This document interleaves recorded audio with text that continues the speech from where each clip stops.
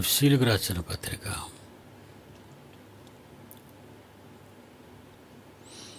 4వ అధ్యాయం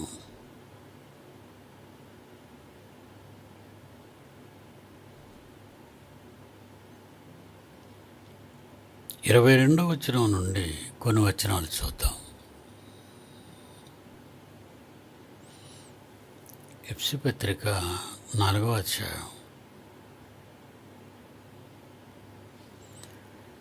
22వ వచనం నుండి, మునుపటి ప్రవర్తన విషయములోనైతే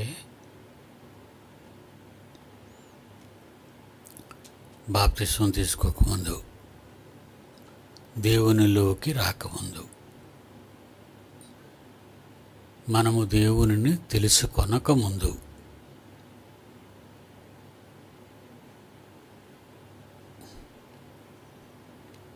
మునుపటి ప్రవర్తన విషయంలో అయితే మోసకరమైన దురాశల వలన చెడిపోవు మీ ప్రాచీన స్వభావమును వదులుకొని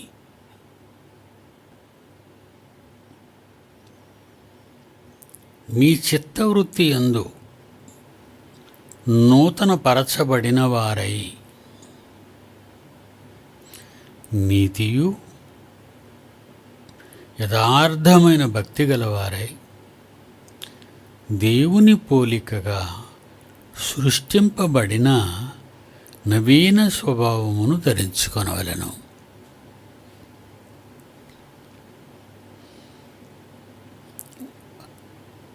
ప్రపంచంలోని దేవుని పిల్లలైన కోట్ల మంది మానవాళి కోసం దేవుడు రాయించిన ఈ గొప్ప సత్యవేద గ్రంథం మన బ్రతుకులు బాగు చేయాలనే దేవుడు 66 పుస్తకాలు రాయించాడు. మనం చదువు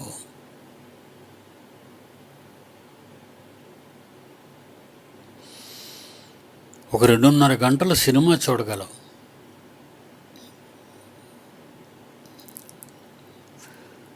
ఒక 6 మాసాలు టీవీ సీరియల్ చూడగలం.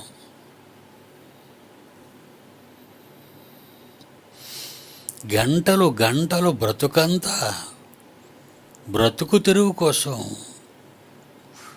చదువుల పుస్తకాలు చదవగలం. బైబిల్ చదువు ఏది చదవాలో దాన్ని విడిచిపెట్టేశాం.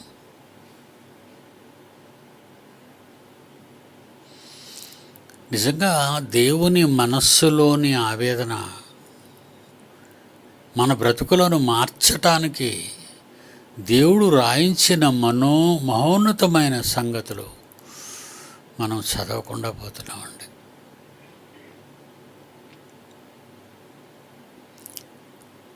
భోజనం చేయటానికి ఉదయం టిఫిన్ కాలం అంటాం, మధ్యాహ్నం భోజన కాలం అంటాం, రాత్రిపూట భోజన కాలం అంటాం, నిద్రపోవడానికి మధ్యాహ్న కాలం అంటాం, రాత్రి కాలం అంటాం, ఉద్యోగానికి 8-9 గంటల పనికాలం ప్రతిరోజు తీసేస్తాం. మన కుటుంబంతో గడపడానికి కొంతకాలం సమయం,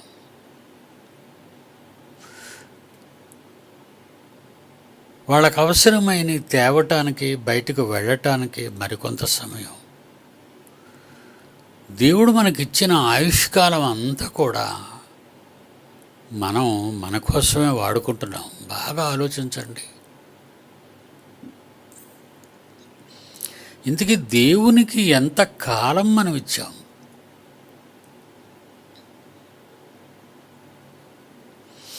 ఈ కాలము అనేది జీవితకాలం అని పేరు దానికి. ఈ జీవితకాలం నీకు ఇచ్చింది ఎవరు? మనం నమ్ముకున్న మన తండ్రి జీవితకాలాన్ని ఇచ్చాడు. ఈ జీవితకాలాన్ని ఇచ్చింది మీరు మీకోసం బ్రతకటానికి కాదు, మనం తన కోసం బ్రతకటానికి. ఎక్కువ చదువుకోవటానికి బైబిలు, ఎక్కువ ప్రార్థించటానికి, ఎక్కువగా దేవుని పని చేయటానికి. దేవుడు మనకు ఆయుష్కాలాన్ని ఇస్తే ఆ ఆయుష్కాలం అంతా కూడా మన ఇష్టం వచ్చినట్టుగా వాడేసుకుంటున్నాం.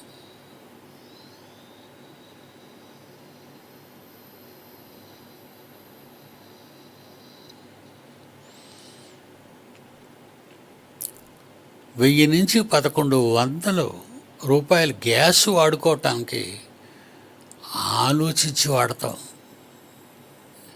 ఎందుకంటే మళ్ళా గ్యాస్ అయిపోతే కొనుక్కోవాలి కనుక.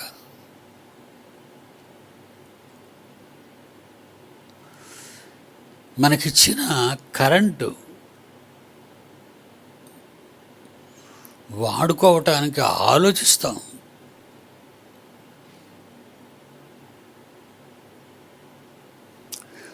నీళ్లు వాడుకోవడానికి ఆలోచిస్తాం, సరుకులు వాడుకోవడానికి ఆలోచిస్తాం,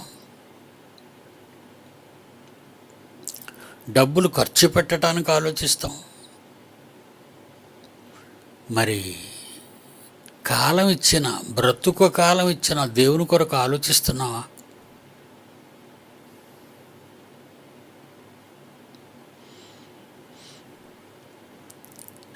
ఒక్క విధంగా నిర్మోహమాటంగా చెప్పాలంటే మనం ఆలోచించండి.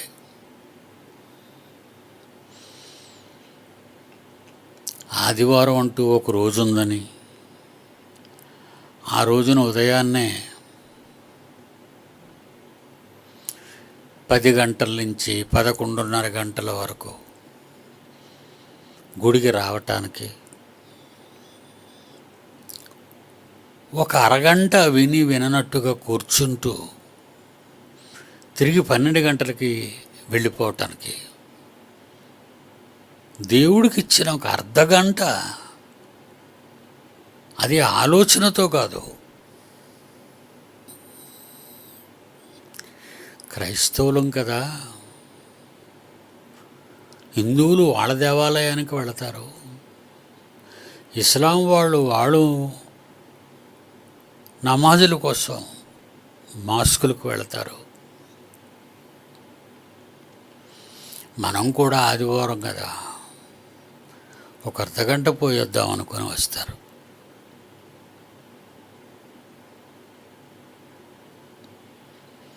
ఏం చెబుతున్నారు, ఏం వింటున్నాం? దేవుడు ఈరోజు మనతో ఏం మాట్లాడాడు?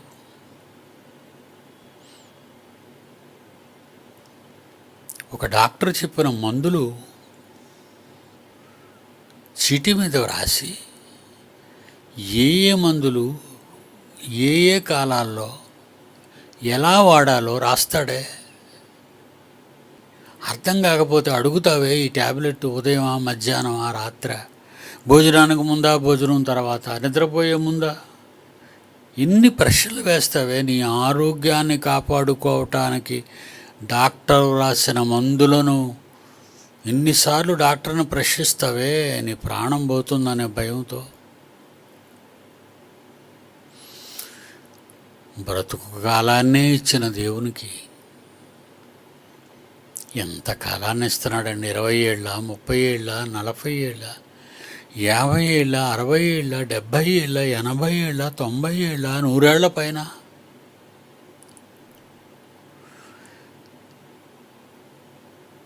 ఇన్ని 10 సంవత్సరాలు దేవుడు తన పని చేయటానికి, తన మాటలు వినటానికి, తనతో నీవు మాట్లాడడానికి,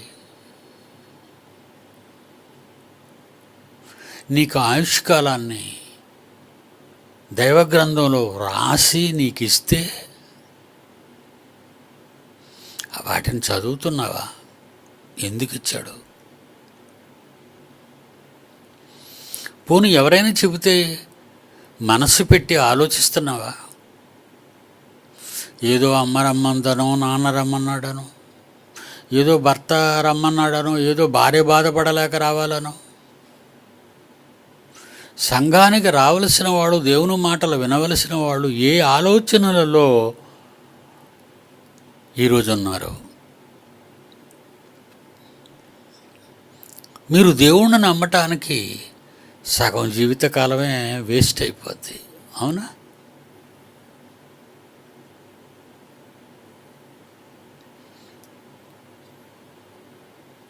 మనం ఒక 60 ఏళ్ళు బ్రతికామనుకోండి, 60 సంవత్సరాలు బ్రతికామనుకోండి, సుమారు 30 సంవత్సరాలు నిద్రపోతాం.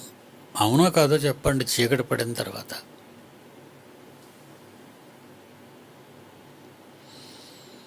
సాయంకాలం అయిపోయి సూర్యాస్తమయం అయిపోయేసరికి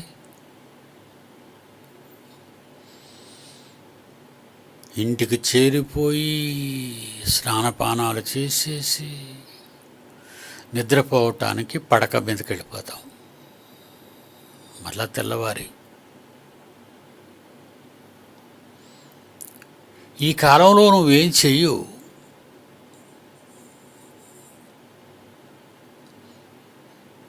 విశ్రాంతి కాలం, నిద్రకాలం. అంటే దేవుడు నీకు 60 ఏళ్ళు ఆయుష్కాలం ఇస్తే 30 ఏళ్ళు నీకోసమే, నీకు తెలియకుండానే జరిగిపోతుంది. నీ మత్తు కాలం, నిద్రకాలం.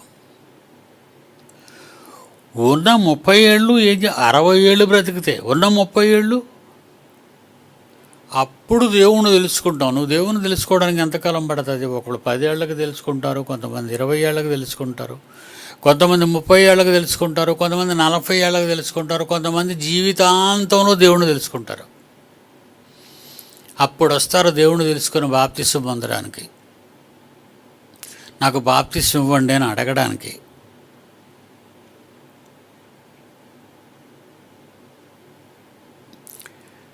అంటే 60 ఏళ్లలో 30 ఏళ్ళు నేను నిద్రకాలం పోతే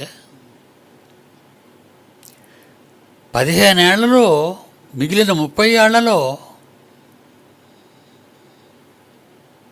సగం కాలం తర్వాతను దేవుడి దగ్గరికి వస్తావు.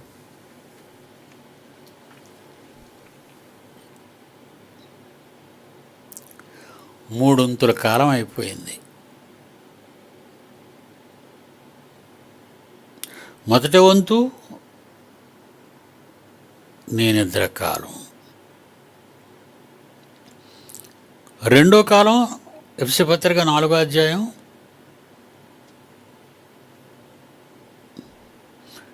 22వ వచనం, మునుపటి ప్రవర్తన విషయములోనైతే మోసకరమైన దురాశల వలన చెడిపోవు మీ ప్రాచీన స్వభావమును వదులుకొని. అప్పుడు వస్తారు బాప్తిస్సు పొందడానికి. నేను పాపాలు చేశాను తండ్రి, నాకు పరలోకం కావాలి తండ్రి అంటే ఇక్కడ ఒక పావుకాలం అయిపోయింది. ఉన్న పావుకాలం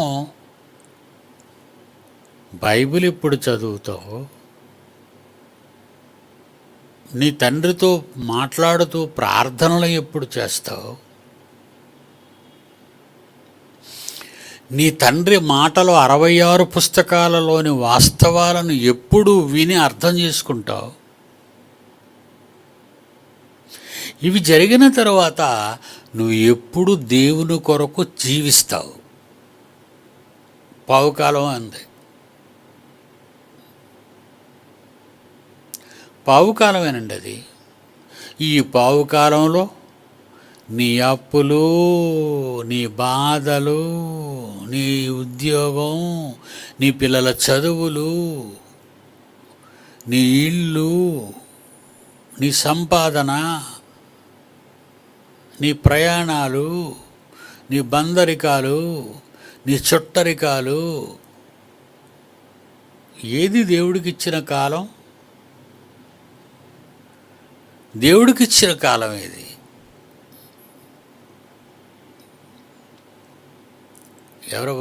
ఎవరినైనా దేవుని దగ్గరికి వచ్చేవాళ్ళు అడుగుతారు, ఏమ్మా మీరు ఈవేళ ఆ, ఆరాధనకు రారా అని అడిగితే ఈ వారం చింతపారుతాడు.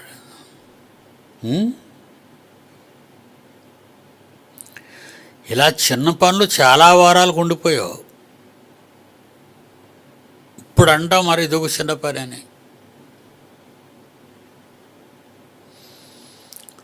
ఒక రకంగా చెప్పమంటారా, అస్సలు మనం దేవుని కోసం ఏమీ చేయటం లేదు.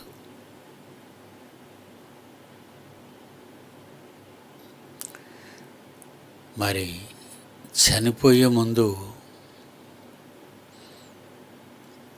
సిద్ధపడాలి కదా వెళ్ళిపోవటానికి. అందరూ వెళ్ళిపోతున్నారు, ఎవరు వెళ్ళరనడానికి వీల్లేదు, అందరూ వెళ్ళిపోవాలి. ఒకరి తర్వాత ఒకరు, ఒకరి తర్వాత ఒకరు. తల్లిదండ్రులు వెళ్ళిపోయిన తర్వాత, వాళ్ళు కన్నా పిల్లలు వెళ్ళిపోయిన తర్వాత, వాళ్ళు కన్న పిల్లలు వెళ్ళిపోయిన తర్వాత, ఇలా తరం వెంబడి తరం, తరం వెంబడి తరం, తరం వెంబడి తరం వెళ్ళిపోతున్నారు. మనము వెళ్ళిపోవాలి.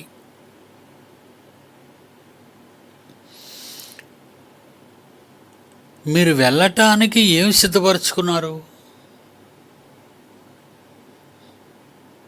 మీరు వెళ్ళిపోతారు కదా. భర్త క్యాంపు వెళితే చెప్తాడు భార్యతో, నేను మరి రేపు నన్ను క్యాంపు వెళుతున్నాను కదా, మరి నా బట్టలు, నా పేస్టు, నా పుస్తకాలు అన్నీ బ్యాగులో సర్దాయి అని భార్యతో చెప్తాడు. సర్దుకుంటారు కదా. ప్రయాణ టికెట్ కొనుక్కుంటారు కదా, అడ్వాన్స్గా కొనుక్కుంటారు కదా. అడ్వాన్స్ సడన్గా వెళ్తే బండి ట్రైన్లో టికెట్లు దొరుకుతాయో, బస్సులో టికెట్లు దొరుకుతాయో లేదో తెలియదు నీకు. నెల రోజుల ముందు కొనుక్కున్న వాళ్ళు ఉంటారు, 60 రోజుల ముందు కొనుక్కునేవారు ఉంటారు, 2 రోజుల ముందు కొనుక్కునేవారు ఉంటారు టికెట్స్ వెళ్ళటానికి. అది విమానం అయినా, ట్రైన్ అయినా, బస్సు అయినా. వెళ్ళేవాళ్ళు ఎక్కడికి వెళుతున్నారు, ఎలా వెళుతున్నారు, ఎందుకు వెళుతున్నారు వాళ్ళకి తెలుసు. తెలుసుకుంటారు, తెలుసుకుంటేనే వెళతారు, లేకపోతే వెళ్ళరు. మనం వెళ్ళేవాళ్ళమైనా ఉండిపోయేవాళ్ళమా? మనం వెళ్ళేవాళ్ళమా ఉండిపోయేవాళ్ళమా? వెళ్ళేవాళ్ళం. ఎప్పుడు వెళతామో అది తెలియని వాళ్ళం. రహస్యం. చావు అనేది రహస్యం. ఎప్పుడు చచ్చిపోతావో తెలీదు, అంటే ఎప్పుడు వెళ్ళిపోతావో తెలీదు. ఎప్పుడు వెళ్ళిపోతావో తెలియని నీవు ఏవైనా సిద్ధపడుతున్నావా? సిద్ధపడ్డావా? పక్కూరు వెళ్ళడానికి సిద్ధపడతావు, బడికి వెళ్ళడానికి పిల్లలు సిద్ధపడతారు, ఉద్యోగం చేయి వెళ్ళటానికి నువ్వు సిద్ధపడతావు. చచ్చాక దేవుని దగ్గరికి వెళ్ళడానికి ఏమి సిద్ధపడ్డావు? ఒకసారి ప్రశ్నించుకో నిన్ను నీవు. ఎలా వెళ్ళిపోతావు? ఎక్కడికి వెళ్ళిపోతావు? ఏముందని వెళ్ళిపోతావు? ఏ నమ్మకం ఉందని నువ్వు వెళ్ళిపోతావు? జోబులు డబ్బులు లేకుండా ట్రైన్ ఎక్కిపోతారా అండి? సిద్ధపడకుండా ఎవరైనా విమానం ఎక్కిపోతారా అండి?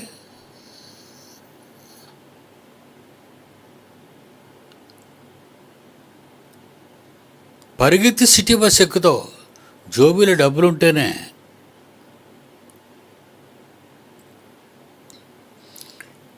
ఇన్నిటికి సిద్ధపడిన నువ్వు కన్ను మూస్తే, బరడిస్తే, వెళ్ళిపోతే నీ ఉద్యోగం నిన్ను ఆపలేదు, నిన్ను కన్నవారు నిన్ను ఆపలేరు, నిన్ను కట్టుకున్నవారు నిన్ను ఆపలేరు, నీ బంధువర్గం నిన్ను ఆపలేరు, ఈ అధికారం నిన్ను ఆపలేదు, ఈ వైద్య శాస్త్రం నిన్ను ఆపలేదు.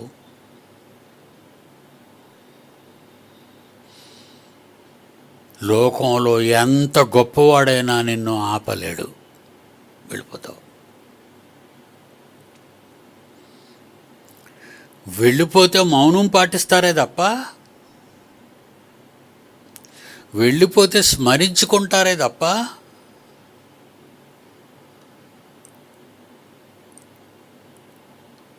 నిన్ను బ్రతికించుకుంటామని ఎవరు అనరు.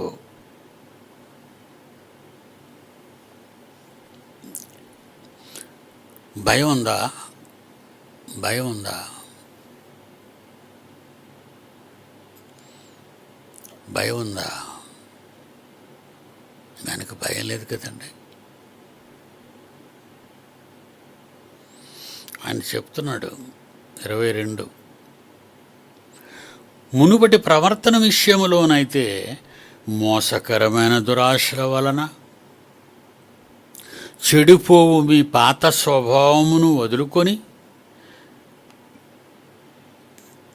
మీ హృదయాంతరంగమందు, మీ చిత్తవృత్తి యందు, మీ మానసిక పరిస్థితి యందు నూతన పరచబడిన వారై, అంటే మీ పాపాలన్నీ వదులుకునే వాళ్ళై ఉండాలి.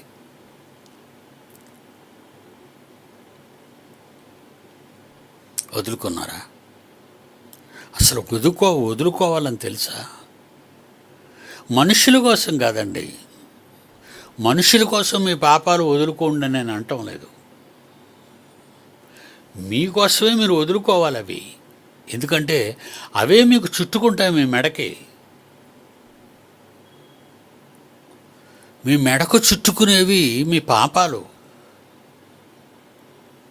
మీ ప్రాచీన స్వభావం.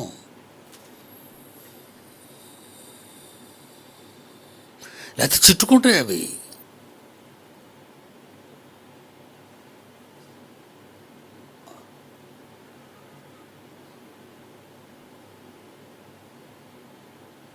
ఎప్పుడైనా ప్రమాదం జరిగిన తర్వాత కొరప్రాణం ఉంటే ఆలోచిస్తూ ఉండే.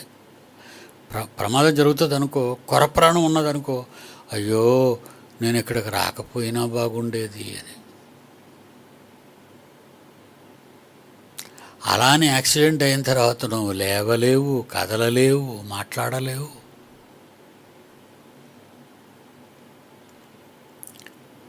అంతా అయిపోయిన తర్వాత నువ్వేం చేయలేవు, నేనేం చేయలేను. ఏది కాకముందే నేను సిద్ధపడాలి. బజారుకి ఉట్టి సంచితో వెళ్ళిపోవు, జోబీలో డబ్బులు కూడా పెట్టుకోవాలి. అప్పుడే సంచిలో కాయగూరలు తీసుకొస్తావు. ఉట్టి సంచితో వెళ్ళిపోతే ఎవరిస్తారు నీకు?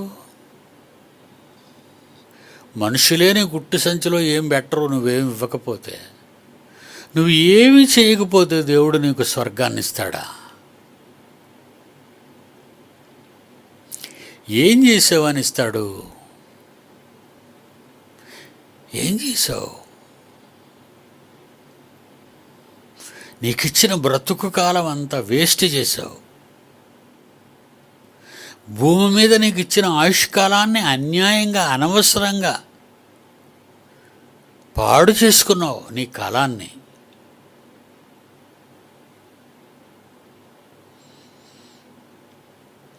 తాగే వాళ్ళందరికీ అండి గుండె చెడిపోద్దని తెలుసు, తెలీదా? పాప వాళ్ళ అమాయకులండి చిన్నపిల్లల్లాగా ఉగ్గుపాలు తాగుతున్నారంటావా వాళ్ళని? ప్రతి తాగుబోతుకి తెలుసండి, నా గుండె పోతుంది, నా కిడ్నీలు పోతాయి, నా లివర్ పోతుంది, నా పేగులు పోతాయి. మరి బాధపడుతూ ఎందుకంటే తాగుతున్నాడు? ఎక్స్ట్రాడినరీ ఆ లవ్ అండి దాని మీద. మరీ అంత బాధపడుతూ ఓహో అనుకొని కక్కుకొని అంత ఇష్టపడి తాగుతున్నావు. కొనుక్కొని ఉత్తరిస్తాడు ఆ సీసా. దీంతో మళ్ళా నీకు అన్నంతో కూర ఉన్నట్టు నంచుకుండాలి.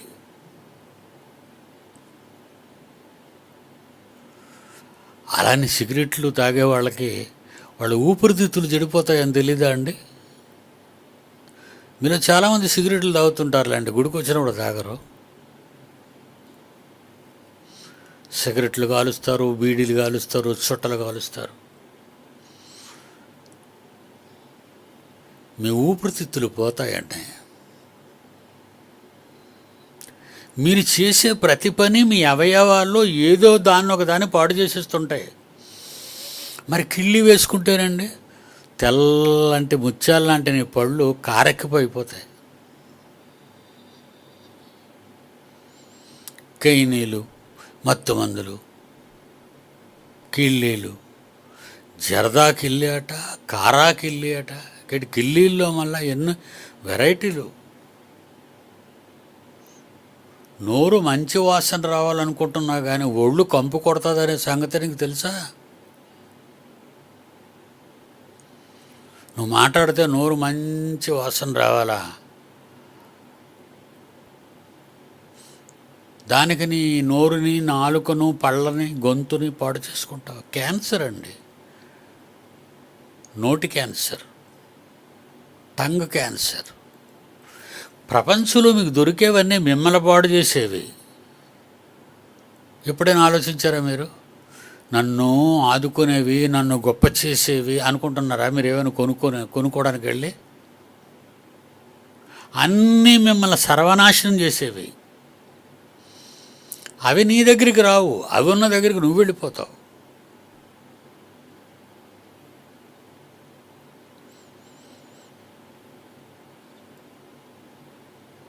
ఈరోజు కాలేజీల్లో చదువుకున్న పిల్లలు కూడా అంటే మత్తు మందులు, డ్రగ్స్కి అలవాటు పడిపోయి చిన్న చిన్న పొట్లాలు కొనుక్కుంటారటండి. అది నోట్లో బొగ్గను పెట్టుకుంటాడు ఒకడు ఇన్హేలర్ జలుబుకు పీల్చినట్టుగా పీలుస్తాడు ఆ పౌడర్ని, ముక్కులోకి వెళ్ళిపోవాలి. దీనికి ముందు పూర్వకాలంలో ముక్కు పొడు అనే ఒకటి ఉండేది. చిన్న పౌడర్ తీసుకొని ఈ కన్నం మూసి కన్నంలో లాగుతాడు, ఈ కన్నం మూసి కన్నంలోకి లాగుతాడు. అప్పుడు వాడికి ఏదో స్వర్గానికి వెళ్ళిపోయినట్టు ఫీల్ అవుతాడు. ముక్కు అంతా మండిపోయి, గొంతు అంతా పాడైపోయి.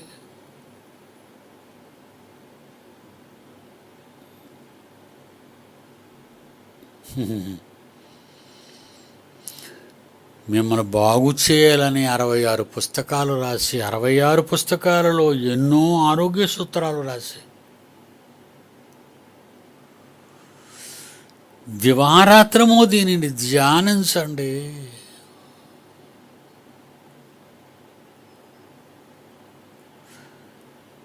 మీరు నన్ను విడిచిపెట్టగా దివారాత్రము ప్రార్థన చెయ్యండి, దివారాత్రము చదవండి బైబిలు, దివారాత్రము నన్ను ప్రార్థన చేయండి, దివారాత్రము వాక్యాన్ని వినండి. మీరు వినడమే కాకుండా మీ పిల్లలకు నేర్పించండి. ఇన్ని చెప్పి నీకు బైబిల్ ఇస్తే ఇది అటక మీదకి వెళ్ళిపోతాయి. కానీ బైబిల్ కొనేటప్పుడు పెద్ద చదువుకునేటట్టు కొనేస్తావు. కొత్త బైబిలు మళ్ళీ గోల్డ్ గిల్ట్ ఉండాలి అంచంతాన.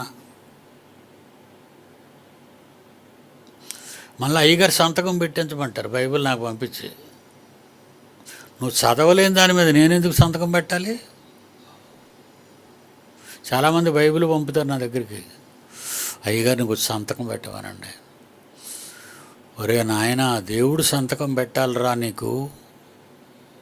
నువ్వు అక్కడికి రావటానికి జీవగ్రంథంలో నీ పేరు రాసుకోవాలి. ఆయన అక్కడ నీ పేరు ఉండదు, అక్కడ దేవుడు సంతకం నీకు ఉండదు. ఇక్కడ మనుషుల సంతకాలు. ఎన్ని తప్పులు చేస్తున్నారో తెలుసండి మీకు తెలియకుండానా? అంటే మీరు అవన్నీ గొప్పలు అనుకుంటున్నారో మరి గౌరవాలు అనుకుంటున్నారో నాకు అర్థం కాదు.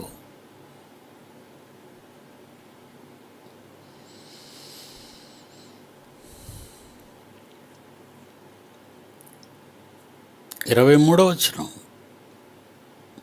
మీ చిత్త వృత్తి యందు నూతన పరచబడిన వారై మీరు మానసికంగా చక్కగా మారిపోవాలి.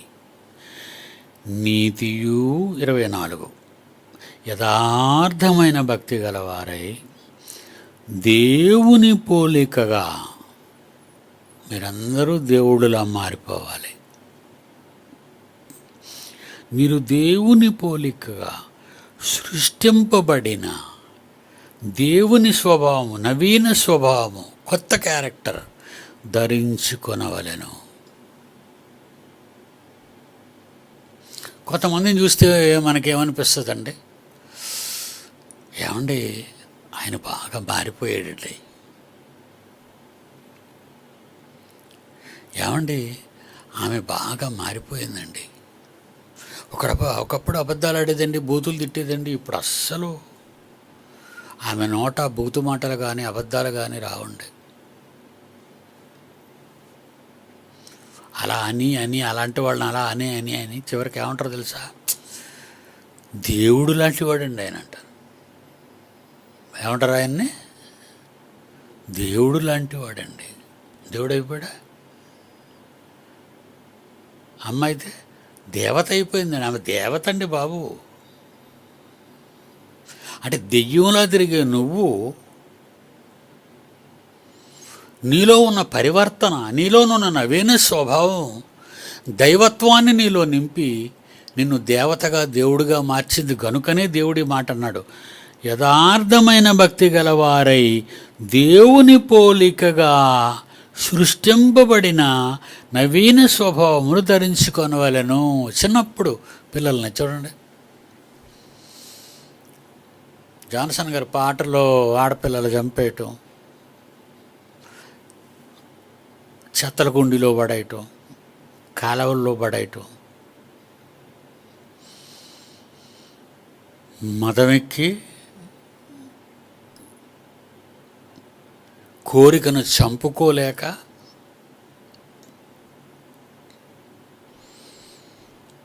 ఉండలేక గర్భవతులై అప్పుడే పెళ్ళొద్దు అని మీ ఇష్టమా?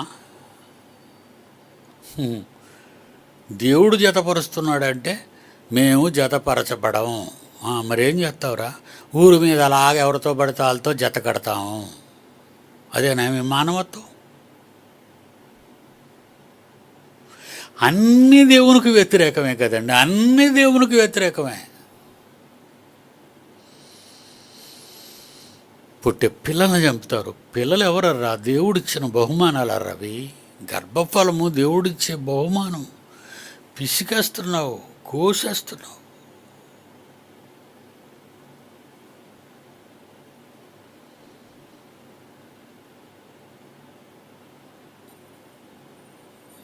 ఎన్ని తప్పులు చేస్తున్నావో తెలుసా? ఎన్ని అక్రమాలు చేస్తున్నావో తెలుసా? ఉండలేక మదించి దైవ గ్రంథం ఉన్న, క్రైస్తవులు అనిపించుకున్న, బైబిల్ ఎంట ఉన్నా, సమయం ఉన్నా చదవకున్నా, సమయం ఉన్నా ప్రార్థించకున్నా, సమయం ఉన్నా దేవుని సన్నిధికి రాకున్నా, నీ మనస్సు రాయి అయిపోయింది కదా, నీ మనస్సు కఠినమైపోయింది కదా. ఎందుకు అలా అయిపోయావో తెలుసా? దయ్యము నిన్ను ఆవహించింది. అబ్బాయి నాకేం దెయ్యం పడలేదండి అనుకుంటావు. నీ ఆ మాట అంటున్నది దెయ్యమే. మీ చేత ఆ మాట అనిపిస్తుంది చూసావా? అబ్బాయి నాకు దెయ్యాలంటే భయం లేదండి, నాకు దెయ్యాలంటే భయం లేదండి, నాలో ఏమీ దెయ్యం లేదండి. దేవుడు అని చెప్పగానే నేను చాలా మంచోడిని అంట. అంటే మంచోడు అంటే దేవుడే కదా. మరి నేను చెప్పకూడదు బ్రదర్, నేను చాలా మంచోడు అంటాడు. వీడు చెప్పకూడదట చెప్తాడు నేను మంచోడని, చెప్పకూడదని ఈడే చెప్తాడు, మంచోడని ఈడే చెప్తాడు. ఎంత చెప్పకూడదు చెప్పేవాడు ఎవడు? ఈ పండు తింటే నువ్వు దేవుడితో సమానం అయిపోతావని చెప్పకూడదు చెప్పినోడు వాడే. అక్కడ వాడిని మీరు పట్టుకోవాలి. నీలో దూరిపోయాడు. కానీ దూరిపోయాడు అనుకుంటావా? భలే చెప్పాను అడిగి. ఇదొకటి మళ్ళా నీకు ఆస్కార్ అవార్డులాగా.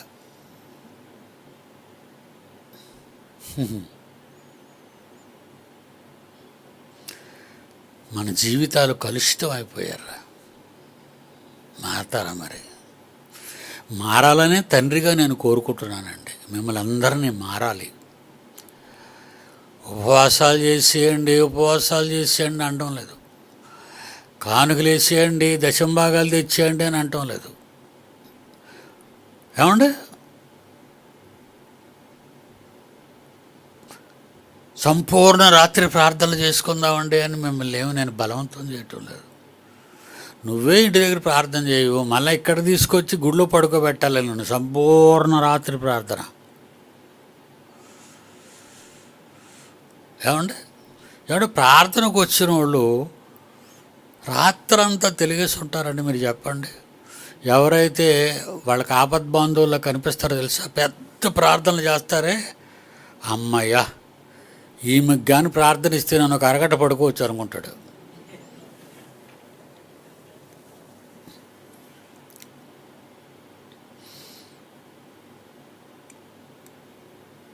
ఎందుకయ్యా ప్రార్థనలు? ఎందుకయ్యా కోడికలు? ఎందుకయ్యా భోజనాలు? ఏమండి, మనకు ఎవరైనా భోజనాలు చెబితే గొప్ప సందడి కదండి. ఏడు సందడి? పళ్ళ మధ్య నవలటానికి పడుతుంది. తోటకూరతో భోజనం పెడితే ఆ భోజనాలకు ఎవరు వెళ్ళరు.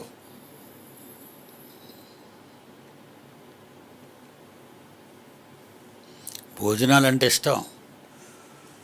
3 బస్సులైనా మారుతాను. దేవుడి సన్నదికి బస్సులు దొరకవు. దేవుడి సన్నదికి బస్సులు దొరకవు. భోజనాలకి కామన్ అయిపోయింది కదండి. బిర్యానీ కామన్ అయిపోయింది. ఎందుకంటే మీ కడుపు తొందరగా కొలాప్స్ అయిపోవాలి, అందుకే మీకు బిర్యానీ పెడతారు. బాగా గరం మసాలా వేస్తారు, లోనున్నవి మంటెక్కిపోవాలి. ఇదే కదండి. కారం బాగా దండించమంటాడు. 5 నిమిషాల్లో తింటావు, 8 గంటలు మంటతో బాధపడతావు. అయినా బాధపడవు. చికెన్ తిన్నాననే ఆనందం, మటన్ తిన్నాననే ఆనందం, ఇవన్నీ మిమ్మల్ని చెడిపేసేవేనరా. అందుకే నాకు ఎవరైనా భోజనాలు చెప్పారనుకోండి, నన్ను రానంటాను. ఇవన్నీ తెలుసుకున్నాను కనుక, బైబిల్ అంతా నేర్చుకున్నాను కనుక, మీ బిర్యానీకి ఒక దండం, మీ మాంసానికి ఒక దండం, మీకు ఒక దండం, నేను రాకుండా ఉండడానికి ప్రయాణం లేకపోవడం మీకు ఒక దండం. ప్రశాంతంగా ఇంటి దగ్గర పట్టెడు అన్నం కాయగూరలతో తిని చక్కగా కుర్చీలో కూర్చోవలసిన నేను ఈ ప్రయాణాలేటి? ఇక వండేవాడు అంటాడా? ఈ మధ్యన ఎవరైనా ఇంట్లో వండి భోజనం పెడతారా అండి? క్యాటరింగ్. ఒకసారి ఆ క్యాటరింగ్ దగ్గరికి వెళ్ళి అలా వంట పాత్రలో వంటగదులు చూడండి మీరు వెళ్ళి, మీకే తెలుస్తుంది. స్టార్ హోటల్లా ఉండదు. నల్లగా మసిపట్టిన డేగిసాలు,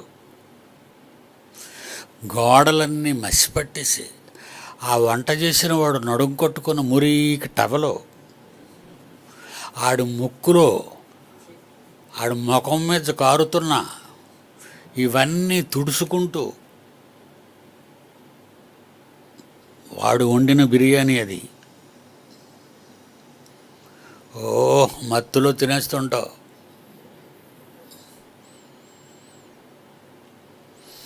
కాయగూరలు కోస్తారు, సరిగా కడుగుతారా?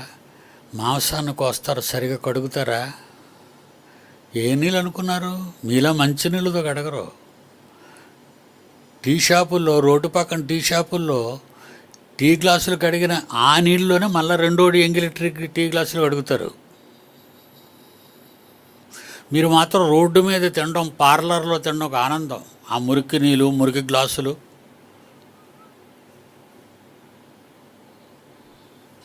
ఏమండి బయటికి వెళ్ళి తినడం, బయట వారు పెడితే వాళ్ళు వండితే పర్వాలేదండి, వాళ్ళు చక్కగా వండి పెడతారు. ఒక ఇంట్లో మనం తిన్నాం అనుకోండి, వాళ్ళు మనకు భోజనం పెట్టారనుకోండి, వాళ్ళు చక్కగా వండి పెడతారు, శుభ్రం. అదే మనం భోజనాలు ఈ మధ్య అంతా క్యాటరింగే కదండి, వాడు వ్యాన్తో తెచ్చేస్తాడు అంతే. కానీ అక్కడ ఉత్పత్తి కేంద్రానికి వెళ్తే ఆ కేంద్రాన్ని చూస్తే మీకు ఆనందం బుద్ధి అవ్వదు.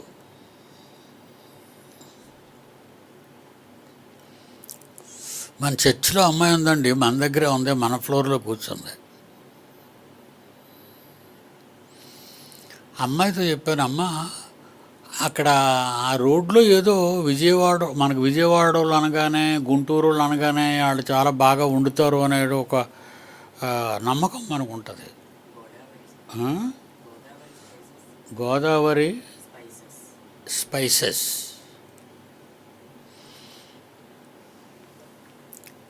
బెజవాడ స్వీట్స్.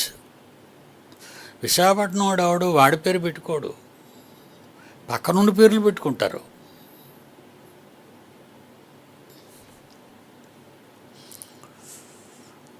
అమ్మ చికెన్ ఫ్రై పట్టరా అమ్మ, చికెన్ ఫ్రై అంటే పొడవుగా ఉంటాయి, చికెన్ ఎర్రగా వేపుతారు. Crispy chilli chicken. మా జాన్సన్ గారికి అన్ని పేర్లు తెలుసు. అంటే మాటికి అజిత్తో బండి మీద బయటకు వెళ్తున్నాడు.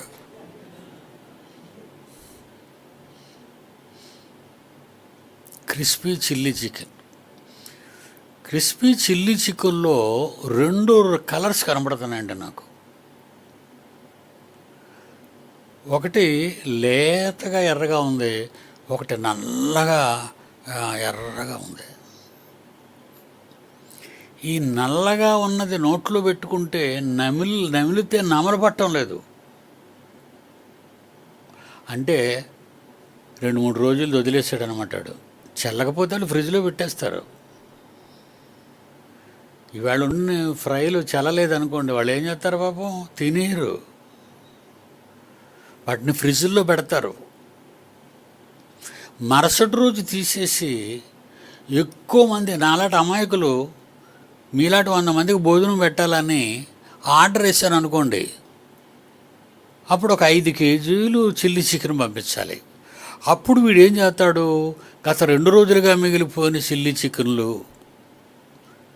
ఈవేళ చేసిన చిల్లీ చికెన్లతో కలిపేసి నూనెలో వేపేస్తాడు. ఒకదాన్ని 2-3 సార్లు ఫ్రై చేసి 2-3 రోజులు తింటే అది నమలబడదండి.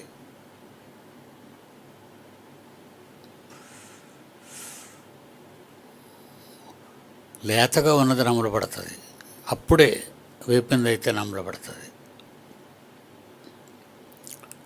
అమ్మా నీకు ఒక దండం తల్లి, ఏమి చిల్లీ చికెన్ క్రిస్పీ తెచ్చావమ్మా. అప్పటి నుంచి ఆమెను అక్కడికి పంపడం మానేసి హోటల్స్ మానేసామండి.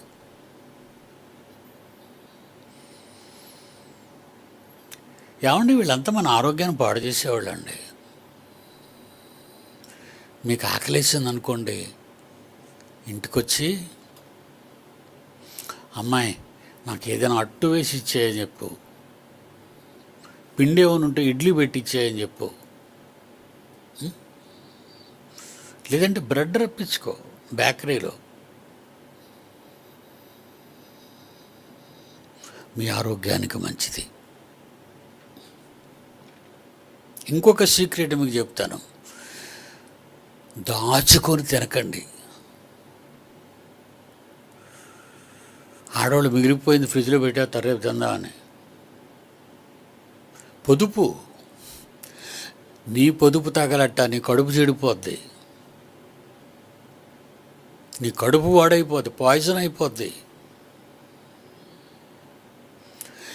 ఎప్పటికప్పుడు తిన్నది వండుకొని తినండి. రాత్రికి మళ్ళా కొయ్యండి, బతకం కదా మళ్ళా కొయ్యడం అంటే. కొంత రోజులు 2 పూటలకు ఒకేసారి చేసేస్తారు, చారు మరగబెట్టి వదిలేస్తారు. వండినది ఏదైనా కాలం గడుస్తుంటే స్పాయిల్ అవుతుంటుంది, అంతే కదండి. చచ్చిన మనమైనా పడుకోబెట్టేస్తే రోజులు గడుస్తుంటే కుళ్ళిపోతుంటుంది. నిజంగా దేవుడు ఎన్ని ఆరోగ్య సూత్రాలండి. బైబిల్ ఎంత గొప్పదండి. ఇటు మత గ్రంథం అంటారు ఏంటంటే బాగుపడరా అని దేవుడు ఇవన్నీ రాస్తే, మత గ్రంథం మతాన్ని బోధించేస్తున్నారు, యేసుప్రభులు కలిపేస్తున్నారు మమ్మల్ని. వాళ్ళకి ఆ రకమైన పిచ్చి పట్టించింది దెయ్యం, వాళ్ళ బూనింది అక్కడ.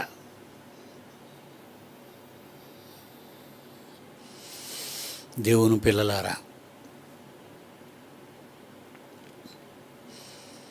మీరందరూ ఆరోగ్యవంతులుగా ఉండాలని, మీరందరూ ఎప్పుడు వెళతారో అప్పటికి మీరు దేవుని లోకానికి వెళ్ళడానికి సిద్ధపడి, నిరీక్షణ కలిగి, భక్తి కలిగి దేవునిలో పెరగాలని మిమ్మల్ని కోరుకుంటున్నానే తప్ప ఒక తండ్రిగా మీ మీద నాకు పగ, ద్వేషం. నా పిల్లలు బాగుండాలి. నాకు ఎప్పుడైనా మంచి మెసేజ్ వచ్చిందనుకోండి, అది నా గ్రూపులో ఉన్న అందరికీ పెట్టిస్తాను.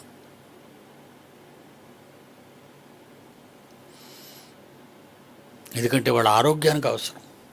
కరోనా పెరిగిపోతుందని మొన్న వచ్చింది నాకు, అది అందరికీ, నా పిల్లలందరికీ పెట్టిస్తాను. కరోనా పెరిగిపోతుందట, ముక్కులు గుడ్లు కట్టుకోండి అంటే, చర్చిలో 2కో 3కో అంత ముక్కు గుడ్లు, మిగతా వాళ్ళంతా గుడ్డలు లేవు.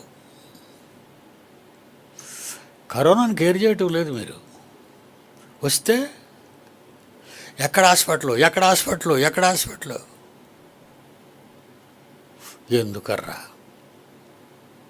మీ ఆరోగ్యాన్ని పాడు చేసుకోకండి. భయంకరమైన ఫీవర్లు వచ్చాయి, తలనొప్పి, జ్వరం, గొంతు నొప్పి, దగ్గు, జలుబు అందరికీ వచ్చేస్తున్నాయి. జాగ్రత్త, మాస్క్ వేసుకోండి. అందులో గుడికి వచ్చినప్పుడు వేసుకోండి. ఎందుకంటే రకరకాల ఏరియాలో నుంచి వచ్చి పక్కన కూర్చుంటారు మీరందరూ. ఇందులో ఏ ఒక్కరికి రోగం ఉన్నా ఆ బ్యాక్టీరియా మొత్తం పనిచేసుకోవడం. ఎందుకంటే కట్టలు వేసి తలుపులు వేసారు. నేనే మాస్క్ తెచ్చుకొని పెట్టుకుంటాను ఇక్కడ. ఇప్పుడే తీశాను మాస్క్. మనం బయటకు వెళ్ళేటప్పుడు ముక్కు కట్టుకొని బయటకు వెళ్తాను. మాస్కులు తెచ్చుకోండి. మీ మొహాలు అందరికీ కనబడవు, అందంగా ఉండరేమో అనుకోకండి. ఆరోగ్యంగా ఉండండి, అందంగా మీ వారికి కనబడండి. ఇంట్లో మాస్క్ తీసేయండి.